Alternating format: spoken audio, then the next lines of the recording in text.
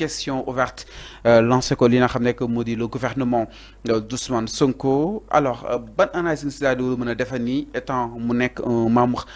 de Pastef mais ba tey mi ngi jàpp ni il est là pour le peuple surtout foofu si doon pencum ndawi réew ma.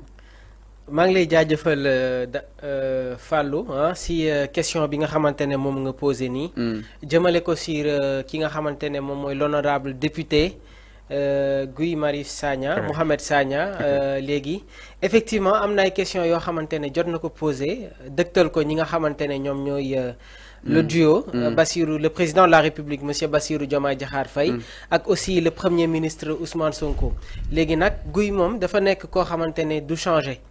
Il sera toujours dans cette posture-là c'est-à-dire même su fekkee dafa am benn lutte boo xamante ne moom la doon prôné avant l'installation de ce régime-là tey jii gis nañ ne que lépp li nga xamante ne mi ngi laal askan wi nekk les réels problèmes de la société il n'hésite pas encore une fois à brandir sa plume bind ay questions et aussi apporter peut-être li nga xamante ne moom mooy des solutions effectivement am na benn raisonnement boo xamante ne jot na ko def jotoon poser 20 questions destiné ko ñi nga xamante ne ñoom ñooy maa ngi koy wax léegi le duo Bassirou Diomaye Diakhar Faye ak Ousmane Sonko léegi nag si yenn questions yi gis nga ne que apporter na si ay quelques réponses léegi à travers ces réponses là day ibbiwaat yeneen brèche posé waat yeneen questions mais li wóor ba wóor mooy son débat daf ko centré si lépp luy jëm si wàllum bonne gouvernance il y a pas longtemps am na benn conférence de presse boo xamante ne jotoon na ko def si siège FRAPP man jotoon naa fa dem et soo gisee groupement yi nga xamante ne moom moo tax mu génn da ngay xam ne que Guy sera toujours encore une fois au service du peuple tey jii am nañu chance am un député boo xamante ne malgré tous les privilèges yi nga xamante ne am na ko moom il dit non il est juste là pour le peuple liggéey moom moo ko fi tax a toog et même su fekkee tey jii am na ay contacts ak ay liens avec ce nouveau régime là tout ce qui touche à la société les problèmes fondamentaux dina ko teg ci kaw table bi ñu waxtaanee ko et gëm naa ne que ce régime là dinañu apporter des solutions concernant peut-être question yi nga xamante ne jël na ko teg ko ci kaw table bi Fallou Sylla alors question yi suñu xool Mamour da ko daal di accentuer exactement si li nga xam ne que moo di professeurs yi santé bi et tant d'autres tous ces secteurs yi nga xam ni itam dañuy daal di souffrir exactement jëm soit lu ko manque wala kon jëm soit lu ko jafe-jafe en tant que benn rôle bu sentinelle Guy Marius Sagna daal di koy taxaw par rapport ak yooyu li nga xam ne que moo di secteur alors ñi jàpp ni li nga xam ne que moo di Guy Marius Sagna dafay préparer ki nga xam ne que moo di Ousmane Sonko son éventuelle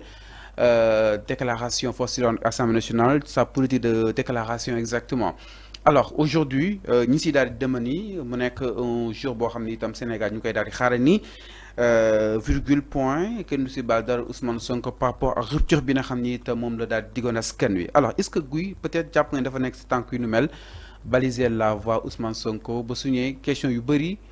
mu daal di koy war a bañ a mën a umpale.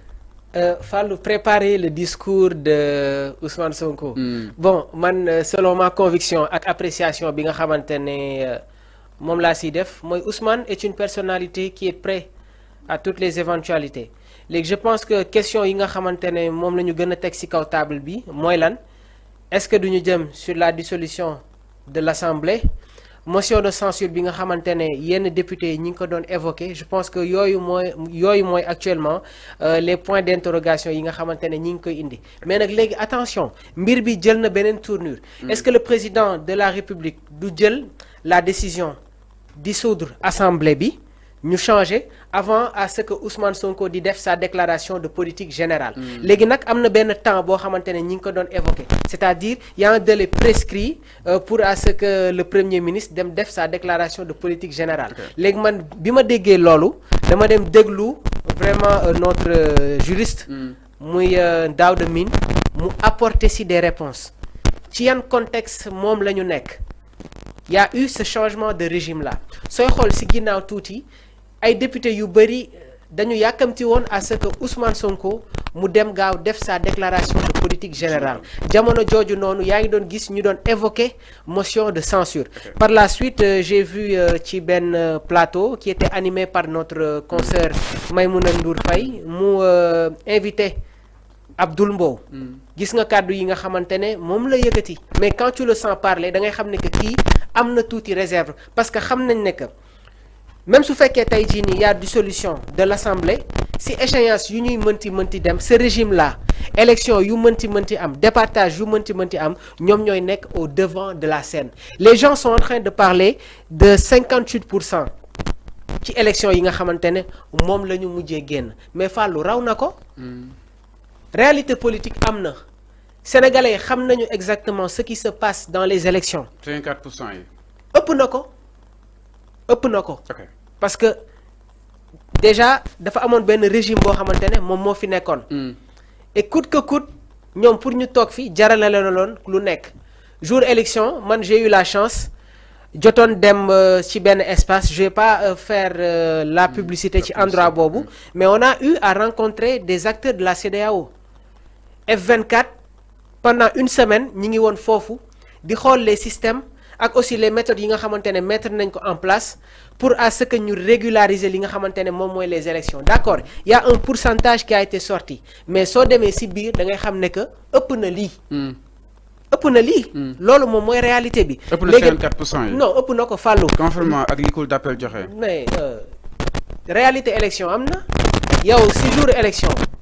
nous on nous a signalé ay mbir yo xamantene amna ñu nekk ci ben parti bi bëggoon ko dem voter ils ont vu que amna ay spécimens yo xamantene manqué na sur des localités ay nit won nañu né nous on a des problèmes parce que gis nañ fi ay nit yo xamantene ñi ils ne sont pas sénégalais donc c'est des choses yo xamantene ça fait partie du jeu politique donc man fofu lay basé wu et aussi les derniers développements yi nga xamantene gis nañ ko pour me permettre à ce que ma nekk dans cette processus là légui suma ñëwaaté ci question bi nga xamantene posé nga ko Fallou le président de la République amna ay décisions yo xamantene mom mo koy jëlal bopam mais li wóor ba wóor man Ousmane Sonko suy dem di def sa déclaration de politique générale dama bëgg mu am en face de lui des personnalités yi nga xamantene am nañu li nga xamantene mom moy la prérogative pour tok fofu regarde ce qui se passe ci biir assemblée ñaata yoon nga gis des gendarmes dugg ci biir hémicycle bi ñaata yoon nga gis ay coow nekk ci biir assemblée bi parce que y a des personnalités yo xamantene tout simplement ils ne méritent pas leur place à ce que sax tok di yëkëti ay cadeau ba askan wi di leen déglu. mais jàppoon ne loolu ak assemblée ça rime exactement parce que suñu xol assemblée européenne yi fay xew et tant d'autres xam nga man je vais pas être dans la propagande mais en âme et conscience ñun xam nañu amna ay nit yo xamantene duma fi citer kenn na mais gis nañ ay personnalités yo xamantene sincèrement ils méritent pas d'être députés. Et je pense qu'il faut que tamit ñun ñu xam exactement quel doit être leur rôle. Sans que je t'ai donné le cas de Guy Marius Sagna. C'est-à-dire un député doit être au service du peuple. Mais amna ay nit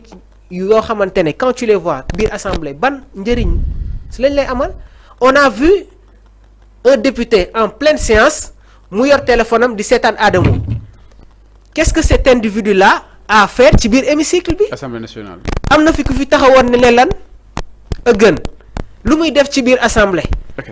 Mais quand je vois aujourd'hui ce nouveau régime bi nga xamantene mettre nañ ko en place je vais pas rentrer dans leur CV mais xoolal rek attitude bi nga xamantene nouveau gouvernement bi mom lañu am dem à la rencontre de cette population di xool exactement les réels problèmes tey jii toll nañu ci stade boo xamantene amna ministre boo xamantene Fallou soo ko envoyé SMS léegi ni par Facebook il te répond s'il ne peut pas se déplacer day yónnee une délégation ñom ñu dem fofu xol exactement le réel problème dafa am ben système bo xamantene mom mo fi nekkoon ñi fighting daj lu metti ba nekk tay au pouvoir donc je pense que ñi nga xamantene tay ji ñom ñoy les acteurs politiques qu'ils sachent raison garder et xamné que vraiment so gissé sur les 2 mois biñ fi togué ba tay djégo yi nga xamantene ñi ngi koy tek man amna yaakaar ne que vraiment le Sénégal va se diriger vers les pas de la bonne gouvernance légui nak concernant la déclaration de politique générale très attendu exactement même en quoi speech bu ñu mel ñu baña bal Ousmane Sonko ni virgule ni ben erreur est-ce que Ousmane Sonko aujourd'hui mën nañ japp ni dafa am yu bari yu koy xaar parce que tellement dina doon ben déclaration bu difficile bu metti ci mom parce que il y a la criminalisation justement de l'homosexualité où le député Cheikh Abdou Bara Mbacké doolu démb déposé na li nga xam nekk moo di justement demande bi foofu si diwaanu pencum na réew mi waaye itam interpellation yi nga xam ne itam Guy Marius Sagna boobu ba tey mu ngi koy interpellé. Alors aujourd'hui Sonko entre le marteau et l'enclume par rapport aujourd'hui ak sa déclaration. xam nga man gëw ma ne que Ousmane Sonko aura des problèmes avec sa déclaration de politique générale. Fallou Ousmane Sonko tenir na fi ay discours yoo xamante ne moom moo gën a compliqué ci contexte yi nga xamante ne moom la ñu jóge woon Ousmane a tenu des discours yoo xamante ne lu ko si mënoon fekk. ba fekk si ko si sax c'en est trop. Pourquoi ñuy alarmé wu sur kàddu yi nga xamante ne war na ko yëkkati. dafa am ñaari mbir yoo xamante ne am na. dafa def ñaari sortie en tant que président du parti muy rencontre bi nga xamante ne amoon na ko avec Jean-Luc Mélenchon. defaat beneen sortie sur la conférence politique bi nga xamante ne moom moo ko doon animé. bu jeunesse patriotique organisé woon ca Esplanade bu Grand Théâtre. J'étais là-bas. Ousmane a parlé en tant que chef de parti mais il a parlé en tant que premier ministre moo waral dans ses dires dafa ne ce discours sera divisé en deux parties. Première partie bi lii laa siy wax si deuxième partie bi lee laa siy wax moo tax si speech am da ngay xam ne que am na une différenciation quand il parle de politique. Et quand il parle en tant que premier ministre te loolu sax ñun am nañ si une approche. Parce que tous les points yi nga xamante ne moom la war a waxtaanee su demee di def sa déclaration de politique jot na see laal. Sur le plan politique il a parlé reddition des comptes il en a parlé bonne gouvernance wax na si. mais pas avec ce ton bu mu soulevé woon foofu. si daanu que li nga xam ne parce que dama ne si daanu Grand Théâtre da ko soulevé comme un président bu benn parti politique. seen xam nga sooy xool dafa am loo xamante ne moom laa dooree. ne la c'était une conférence politique. Le thème moo nekkoon lan l'apport des jeunes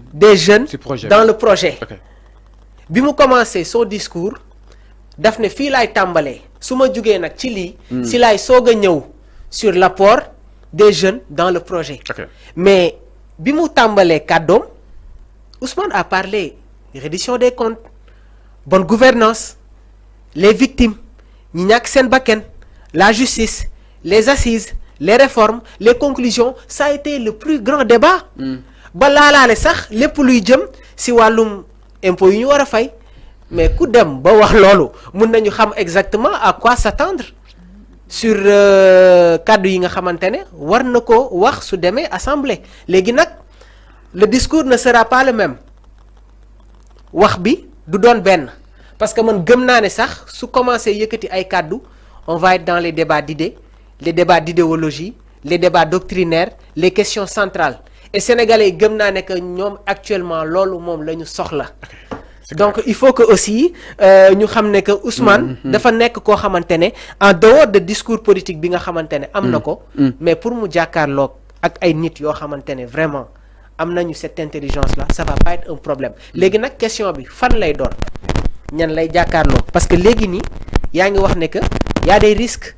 Concernant la dissolution de l'Assemblée nationale am na benn débat boo xamante ne jotoon naa ko def regarde ce qui s'est passé en France. Loi des finances bi ñu war a voter en octobre. yàggatul déjà yàlla ministre des finances war na def benn séance plénière ce samedi là. convoqué na yenn député.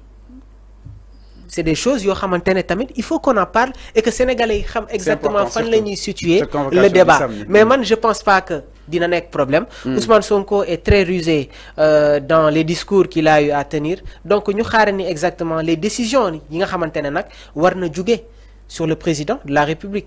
Est-ce que Ousmane va faire sa déclaration après on parle là de dissolution? Est-ce que dañuy dissoudre assemblée bi demaat sur de nouvelles bases Ousmane taxaw wax li wóor ba wóor mooy fii ak ay fan yu néew. dinañu xam fan la waanante di mujjee ak ay gëtam.